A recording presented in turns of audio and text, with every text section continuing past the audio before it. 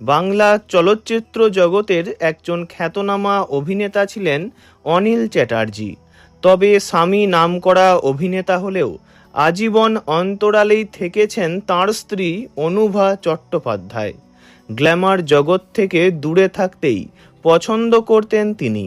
অনিল অনুভার দাম্পত্য জীবন বরাবর সুখেরই ছিল। প্রথম দিকে অভাব অনটন থাকলেও স্ত্রীর সাহচর্যেই অনিলবাবু হতে পেরেছিলেন জনপ্রিয় অভিনেতা।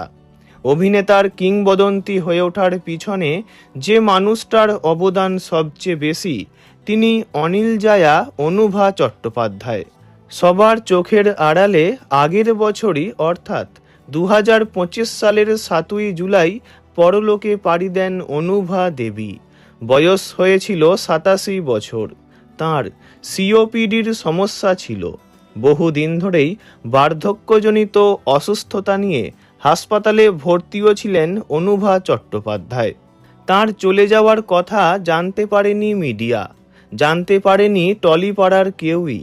অন্তিম যাত্রায় পাশে ছিল কেবল পরিবার এবং আত্মীয় স্বজনরা। তাঁদের চোখের জল আর ভালোবাসায় অনিল পত্নী পাড়ি দেন পরলোকে। স্বামী অনিল চট্টোপাধ্যায় গত হয়েছেন 1996 সালের 17ই মার্চ। দীর্ঘ এত বছরে 3 ছেলে অমিত, অরূপ, অর্ণব এবং একমাত্র কন্যা অন্তরাকে নিয়ে ভালোই ছিলেন তিনি।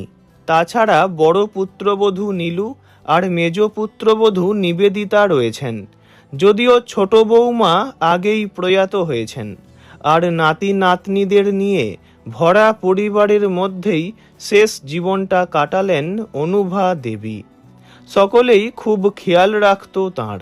প্রসঙ্গত, স্বামী অনিল চ্যাটার্জির সঙ্গে অনুভা দেবীর আলাপ হয়েছিল 1951। নাকতলা হাই স্কুলে সেবার কালিন্দী বলে একটা নাটক হয়েছিল। তাতে নায়ক হয়েছিলেন অনিল চ্যাটার্জি আর নায়িকা হয়েছিলেন অনুভা দেবী। সেখানেই প্রথম আলাপ। এরপর অনুভার এক দাদার সঙ্গে অনিলবাবুর বন্ধুত্ব হয়।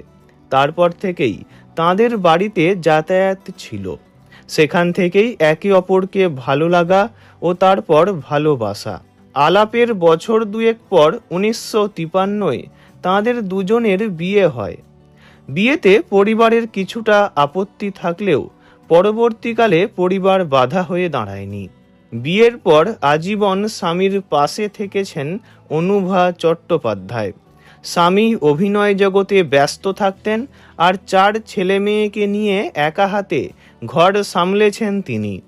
অনিলবাবুর স্ত্রী হওয়ার সুবাদে উত্তম কুমার থেকে সুচিত্রা সেন, সাবিত্রী চ্যাটার্জি, সৌমিত্র চ্যাটার্জি প্রমুখ বড় বড় তারকাদের সঙ্গে তাঁর বন্ধুত্ব ছিল। একসঙ্গে গল্প আড্ডা সবই হতো, কিন্তু কখনোই লাইমলাইটে আসেননি অনুভা দেবী। আড়ালেই থেকেছেন চিরটা কাল। এই ভিডিও দ্বারা ওনাকে জানাই আন্তরিক শ্রদ্ধা। ভিডিওটি এইটুকুই। বিনোদন জগতের সব রকম খবরাখবর জানতে চ্যানেলটি অবশ্যই সাবস্ক্রাইব করবেন।